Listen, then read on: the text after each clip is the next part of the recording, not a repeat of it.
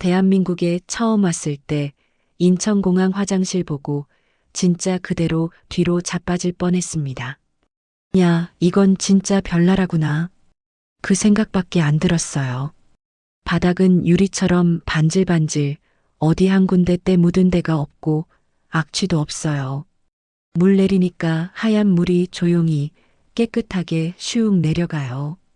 북한에서처럼 시궁창 냄새도 얼어붙은 오줌 자국도 파리때도 없어요. 누가 언제 청소했는지 모르겠는데 그냥 반짝반짝. 그때 제 머릿속에는 딱 두 마디만 비수처럼 꽂혔습니다. 우린 사람 취급도 못 받고 살았구나. 여긴 사람을 사람답게 사는 나라구나.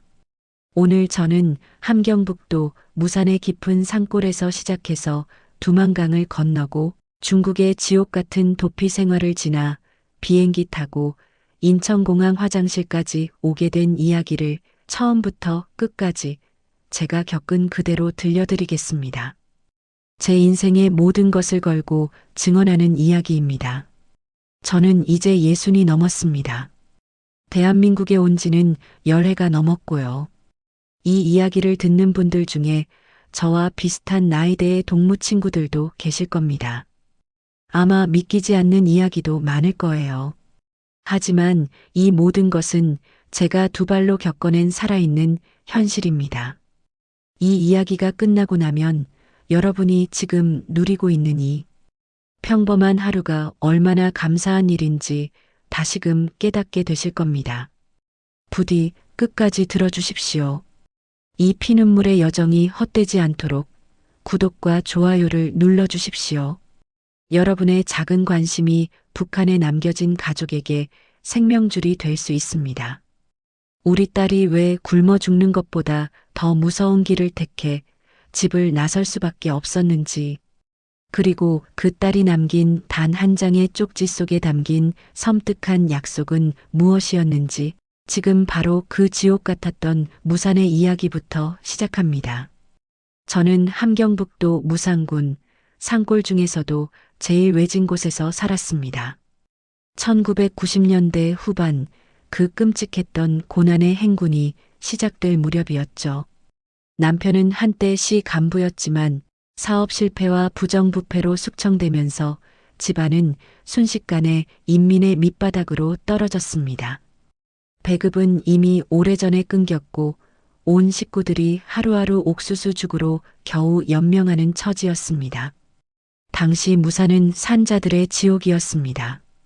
길거리에는 굶주림에 지쳐 쓰러진 시체들이 있었고 이웃집에서는 하루가 멀다 하고 누가 밤새 세상을 떴다는 소식이 들려왔어요. 썩은 풀뿌리를 캐먹고 나무 껍질을 벗겨 먹어도 배고픔은 가시지 않았습니다. 저의 평생 신념은 당과 수령이 인민을 책임진다는 것이었습니다. 하지만 제 눈앞의 현실은 그들이 우리를 버렸다는 것을 증명하고 있었습니다. 남편은 울분을 토했습니다. 내가 인민을 위해 복무한다고 평생을 바쳤는데 이게 당이 우리에게 돌려준 대가냐? 저는 그를 말리면서도 마음속으로는 이미 체제의 균열을 느끼고 있었습니다. 군에서 돌아온 아들은 영양실조와 폐병으로 뼈밖에 안 남았습니다. 저는 아들을 살려야 한다는 생각에 미쳐 집안의 모든 것을 팔아넘겼습니다. 녹그릇, 장롱, 심지어 결혼 반지까지 옥수수 가루 한 줌을 더 사기 위해서였죠. 그러던 어느 날이었습니다. 19살 먹은 우리 딸 수진이 가면가 장마당에서 돌아와 힘없이 밥을 먹더니 그날 밤 집에 안 들어왔습니다. 저는 미친 사람처럼 동네를 헤매고 다녔습니다. 혹시 보이부에 잡혀간 건 아닌지, 굶어 쓰러진 건 아닌지 절망에 빠져 옥수수 가루 자루를 만지작거리는데 자루 바닥에서 하얀 종이 쪽지 하나가 나왔습니다. 딸의 글씨였습니다. 쪽지에는 딱 3마디가 적혀 있었습니다. 엄마, 쌀밥 먹여드리려고 잠시 집을 떠납니다. 이 딸을 믿어주세요. 저는 그 편지를 읽는 순간 무언가 잘못되었다는 것을 직감했습니다. 딸이 생계를 위해 목숨을 걸고 국경을 넘었다는 사실에 피눈물이 났습니다. 저는 딸의 뒷모습을 보지 못했다는 죄책감과 이 가난이 딸을 내몰았다는 분노에 떨었습니다. 그날 밤 제 딸은 말 한마디 없이 두만강을 건너 중국으로 사라졌습니다. 딸이 사라진 지 넉 달 뒤 집으로 온 첫 소포 속에는 상상도 못할 새 옷과 중국 돈이 들어 있었습니다. 그리고 그 소포와 함께 온 딸의 첫 전화에 제가 배신자라며 소리를 질렀을 때 딸이 처음으로 저에게 들려준 북한 선전과는 180도 다른 이야기는 무엇이었을까요? 딸이 사라진 지 넉 달이 지나도록 저희는 딸의 생사조차 알 수 없었습니다. 남편은 우리가 딸을 버렸다며 저를 탓했고 저는 그를 보며 통곡했습니다. 그러다 늦가을 동네 사람 손을 통해 비닐봉지 하나가 집에 들어왔습니다. 안에는 저, 남편, 아들의 옷이 새 것으로 한 벌씩, 상표도 그대로 달려 있었고 주머니에는 중국 돈 500위안이 들어 있었습니다.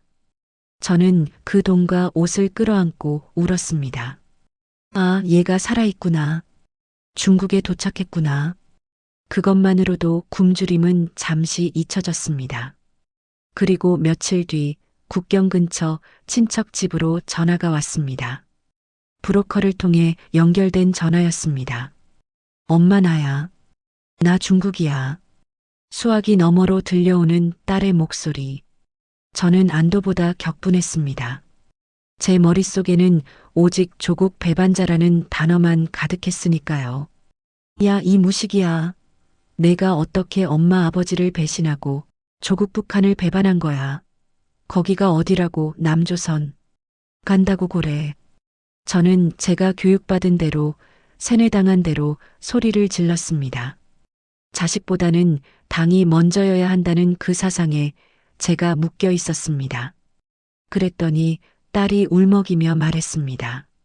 엄마, 제발 내 말 좀 들어봐요. 엄마가 알던 세상이랑 완전 달라요. 여긴 엄마가 배웠던 그 선전이랑 완전 달라요. 저는 그 말을 절대 믿을 수가 없었습니다. 하지만 딸이 돈과 새 옷을 보내왔다는 사실은 제 머릿속의 선전을 흔들기 시작했습니다. 우리가 거지같이 살 때 딸은 어떻게 저렇게 돈을 벌었을까? 그 의문은 곧 체제에 대한 의문으로 번졌습니다. 그 통화 이후 저는 밤마다 잠을 이루지 못했습니다. 남편은 당신은 아직도 거짓 선전에 속고 있는 거요. 딸은 그저 살려고 나간 거요. 우리가 이 딸을 배신자라고 욕할 자격이 있습니까? 라고 말했습니다. 저는 대답할 수 없었지만 마음속의 벽이 조금씩 무너지는 것을 느꼈습니다. 그리고 그 충격이 채 가시기도 전에 이번에는 아들마저 집을 떠났습니다. 동생한테 간다는 짧은 메모와 함께 저는 이제 자식을 둘 다 잃은 죄인이 되었습니다. 딸의 뒤를 따라 아들마저 떠나자 저의 마지막 희망은 산산조각 났습니다. 하지만 1년 뒤 아들과 딸이 동시에 걸어온 전화를 통해 그들이 지금 서울과 인천에 있다는 소식을 들었을 때 제 인생을 완전히 뒤바꾼 딸의 단호한 약속은 무엇이었을까요? 그 약속이 저를 두만강으로 이끌었습니다. 아들이 딸의 뒤를 따라 사라지고 저는 너클 놓은 채 폐인처럼 살았습니다. 자식을 둘 다 도망 보낸 부모라는 손가락질은 무서웠지만 그보다 무서운 것은 자식들이 없는 집이었습니다. 저는 매일 밤 남편에게 차라리 죽자고 말했습니다. 그렇게 또 한 해가 지났을 때 기적처럼 전화가 다시 걸려왔습니다. 엄마, 나 서울이야. 딸의 목소리. 엄마, 난 인천이에요. 아들의 목소리. 저는 또 소리를 질렀습니다. 야, 너희들 지금 뭐 하는 거야? 왜 원수 나라에 간 거야? 그때 딸이 단호하게 말했습니다. 엄마, 1년만 참으세요. 1년 동안 연락 못해도 걱정 마세요. 내가 엄마 아버지 꼭 모시러 갈게요. 모시러 간다. 그 세 글자가 제 가슴에 불덩이처럼 박혔습니다. 북한 체제에서는 개인의 이동과 거주가 철저히 통제됩니다. 자기 자식도 마음대로 만날 수 없는 이 땅에서 자식이 부모를 모시러 온다는 약속은 저에게 새로운 세계를 열어주는 주문과 같았습니다. 남편은 그때부터 완전히 달라졌습니다. 간부로 살 때는 당을 믿었지만 지금은 자식의 사랑을 믿겠소. 이 썩어 빠진 땅에서 개처럼 살 수는 없어. 우리는 자식들에게 가야 하오. 그리고 정말로 1년 뒤 딸이 브로커를 통해 말을 보내왔습니다. 엄마, 이제 한국 올 생각하세요. 사람을 보낼 테니까 엄마 아버지 둘이 같이 움직이세요. 중간에 누구한테도 가족이라고 말하지 마세요. 돈도 절대 먼저 주지 마세요. 탈출 결심은 순식간에 이루어졌습니다. 더 이상 망설일 이유가 없었습니다. 저는 그동안 모아둔 옥수수 가루와 소금, 그리고 옷 몇 벌을 챙겼습니다. 남편은 짐을 챙기면서도 연신 이게 꿈이냐고 되물었습니다. 우리는 집을 떠나기 전 조용히 김일성, 김정일 초상화를 벽에서 내렸습니다. 평생 모셨던 신념을 내려놓는 순간이었습니다. 그날 새벽 우리는 함경남도 깊은 산골에서 국경 근처까지 며칠 동안 기차와 버스를 갈아타고 올라갔습니다. 마지막 밤 드디어 두만강 강가에 도착했을 때 제 다리는 풀려버렸습니다. 앞에 놓인 강물은 죽음의 문 같았습니다. 제 키를 훌쩍 넘는 두만강의 차가운 물에 발을 담그는 순간 저는 무슨 생각을 했을까요? 그리고 제 인생을 바꾼 그 죽음의 강을 건너는 과정에서 우리 부부에게 닥친 가장 위협적인 순간 군인들의 총소리가 들렸던 피 말리는 30분의 기록을 공개합니다. 칠흑 같은 밤 두만강 강가에 숨어 있었습니다. 달도 없는 밤 강물 소리만 철썩철썩 들려왔어요. 몇 미터 앞에는 군인이 총을 들고 순찰을 돌고 있었고 뒤에서는 브로커가 속삭였습니다. 지금부터는 말하지 말고 시키는 대로만 하세요. 눈 마주치지 말고 고개 숙여서 움직이세요.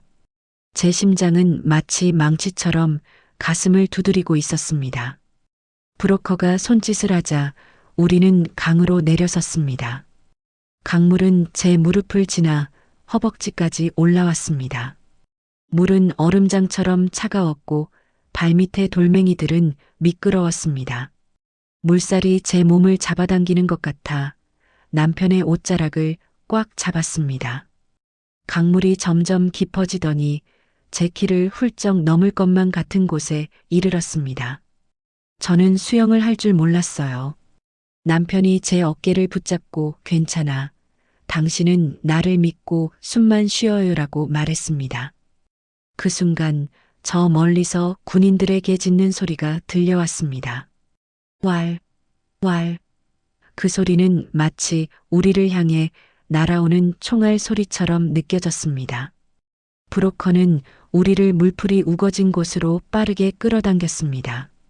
잠시 멈춰서서 숨을 죽였습니다. 강물은 제 턱 밑까지 차올라 있었고 숨을 쉴 때마다 찬 물보라가 얼굴을 때렸습니다. 저는 눈을 감고 기도했습니다. 제발 살려주세요. 자식들 얼굴 한 번만 보게 해주세요. 바로 그때 상류 쪽에서 멈춰 하는 고함 소리와 함께 총소리가 두 발 울렸습니다.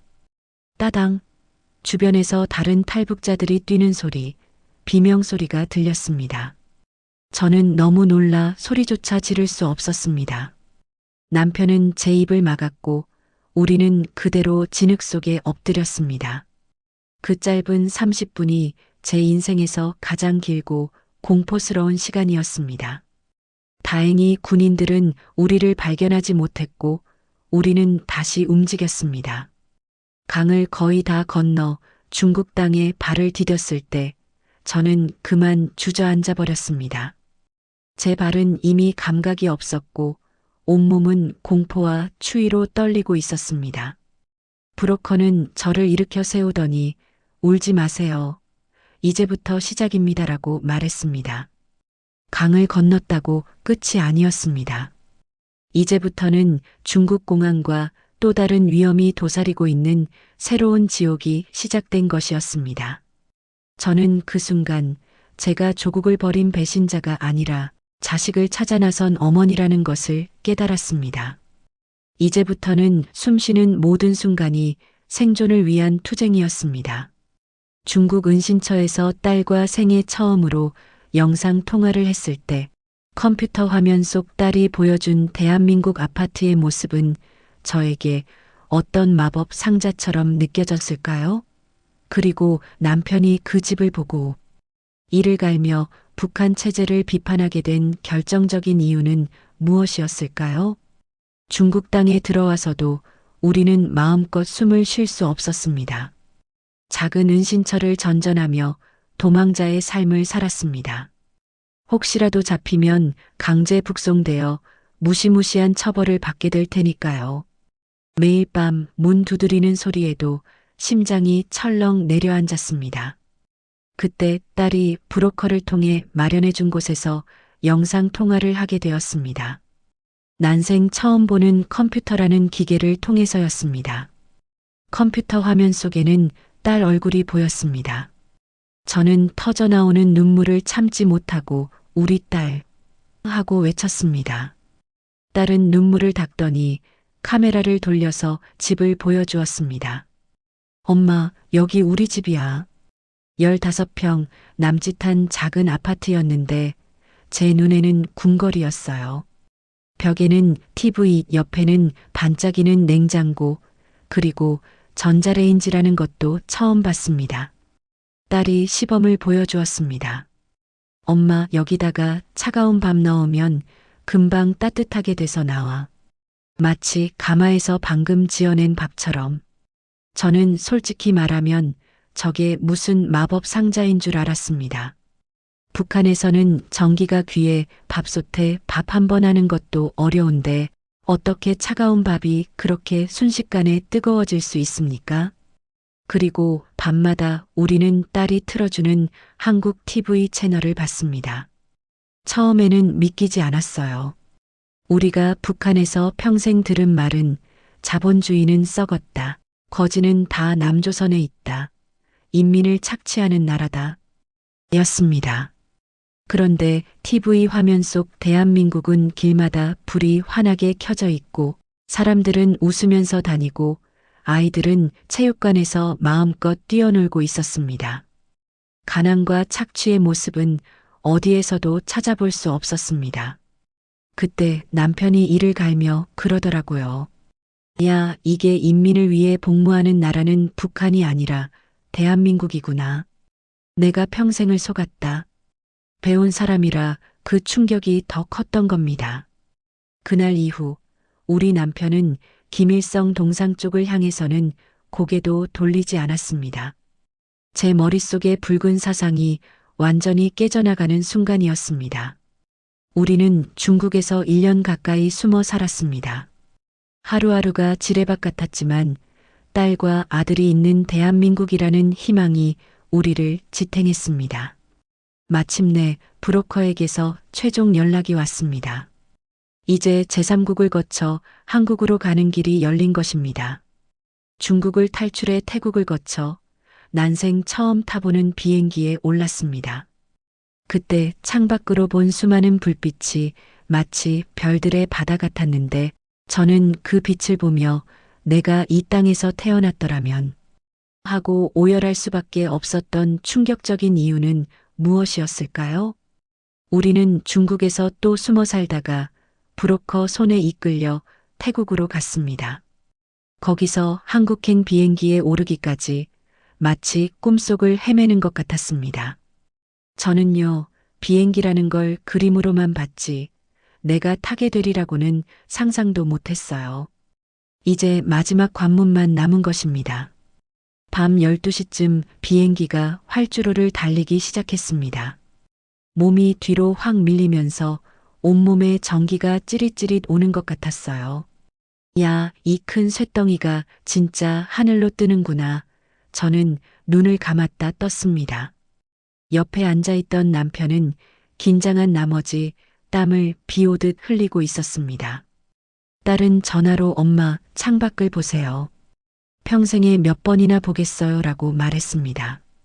구름 위를 날면서 창문 너머로 까만 밤바다 위에 불빛들이 별처럼 쫙 깔려 있었습니다.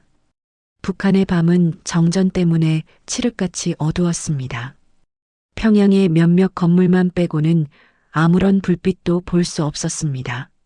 하지만 창밖의 세상은 불바다였습니다. 너무나 밝고 너무나 화려했습니다. 저는 그 불빛을 보며 갑자기 눈물이 터져 나왔습니다. 내가 이 땅에서 태어났더라면 이렇게 사람답게 살 수 있었을까? 온갖 후회와 슬픔이 마음속에서 뒤엉켰습니다. 새벽 5시쯤 창문 아래로 대한민국 땅이 보이기 시작했습니다. 어둠 속인데도 도로마다 건물마다 불빛이 그냥 불바다처럼 퍼져 있었습니다. 북한에서는 어둠 속에서 검은 석탄재를 파내던 사람이 이런 불빛을 보면 숨이 턱 막힐 겁니다. 비행기에서 내려 인천공항에 발을 딱 디뎠는데, 아, 이건 다른 세계구나 하는 생각이 들었어요. 공항 바닥은 대리석처럼 반짝였고, 천장은 하늘처럼 높았습니다. 저는 남편을 붙잡고 이게 맞냐고 계속 물었습니다. 너무나 꿈 같아서 이 모든 것이 나를 속이려는 거짓 선전이 아닐까 두려웠습니다. 그리고 저는 그곳에서 인생에서 가장 큰 충격을 받게 됩니다. 바로 인천공항의 여자 화장실이었습니다. 제가 인천공항 화장실에 들어가 그 자리에서 무너져 올 수밖에 없었던 결정적인 이유, 그리고 변기물을 한번 내리고 나서 우린 게 노예처럼 살았다고 깨달았던 충격적인 경험은 무엇이었을까요? 드디어 자유를 마주한 마지막 이야기를 들려드립니다. 인천공항 도착 후 저는 조심조심 여자 화장실로 들어갔습니다. 들어가는 순간 저는 얼어붙었습니다. 바닥이 유리처럼 반짝반짝 빛나고 어디서도 악취가 안 나요. 세면대에는 깨끗한 물, 반짝이는 수전, 손건조기도 달려있고 휴지도 산더미처럼 쌓여 있었습니다. 북한의 화장실은 겨울이면 얼어붙은 오줌 자국, 배관 막혀서 역류한 냄새, 파리가 들끓고 발 디딜 데도 없는 그런 곳이었습니다. 그런데 여기 인천공항 화장실은 냄새가 없다는 것 자체가 저에게는 충격이었습니다. 저는 용기를 내어 변기물을 한번 내려봤습니다. 맑은 물이 조용히 회오리치며 싹 내려가고 소리도 크지 않고 튀지도 않고 지저분한 것도 안 보이고 그 순간 제 입에서 절로 이런 말이 튀어나왔습니다. 야, 여긴 별나라다 진짜. 화장실 하나가 저한테는 사람이 사람 대접받는 나라의 상징처럼 느껴졌어요. 사람이라면 누구나 깨끗한 환경을 누릴 권리가 있구나. 저는 그 깨끗한 변기 앞에서 억눌렀던 모든 감정을 토해내며 울었습니다. 공항에서 나와 국정원에서 조사를 받고 드디어 하나원으로 이동했습니다.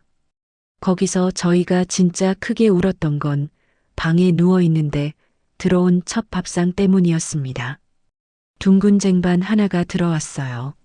하얀 쌀밥, 따뜻한 국, 반찬 몇 가지, 그리고 우유 같은 콩두유, 과일까지. 우리가 뭐라고, 우리가 뭔데 이런 밥을 받는 거지?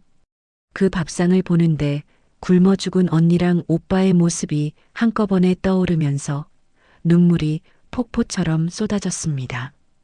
이 밥을 언니랑 오빠랑 같이 먹었으면 얼마나 좋았을까. 그때 처음 느꼈습니다. 아, 이 나라는 나 같은 사람도 사람으로 취급해 주는구나. 여기는 진짜 인민의 나라구나. 나중에는 드디어 아들, 딸이 마련해 준 아파트 집 문을 열고 들어갔습니다. 현관에 들어서자마자 남편이 오른쪽 방, 왼쪽 방, 화장실, 주방을 하나하나 눌러보듯이 살피더니 긴 한숨을 내쉬었습니다. 우린 왜 저 북한 땅에서 평생 그렇게 노예처럼 살았을까? 평양에서 간부로 살 때도 이런 집에서 못 살았는데 여긴 우리 같은 탈북자한테 이런 집을 그냥 주는구나. 남편은 지금도 말합니다. 정부가 내 병을 다 고쳐줬으니 내가 갚을 수 있는 건 건강하게 열심히 사는 것밖에 없다. 그래서 지금도 하루에 서너 시간씩 운동하면서 이게 내가 이 제도에 보답하는 길이라고 말해요. 제가 인천공항 화장실에서 반짝이는 바닥을 밟고 냄새 하나 없는 깨끗한 변기를 보고 손을 말리는 따뜻한 바람을 처음 느꼈을 때 그건 그냥 시설이 아니었습니다. 아, 나는 이제 사람 취급받으면서 살 수 있구나. 그걸 알려준 첫 번째 장소가 바로 그 인천공항 화장실이었어요. 여러분, 어쩌면 여러분에게는 너무 당연한 깨끗한 화장실, 뜨거운 물 나오는 샤워기, 따뜻한 집, 전기불, 버스, 도로 이 모든 것들이 누군가에게는 꿈에서도 못 그려본 별나라입니다. 저는 그 별나라에 이제는 당당한 대한민국 국민으로 살고 있습니다.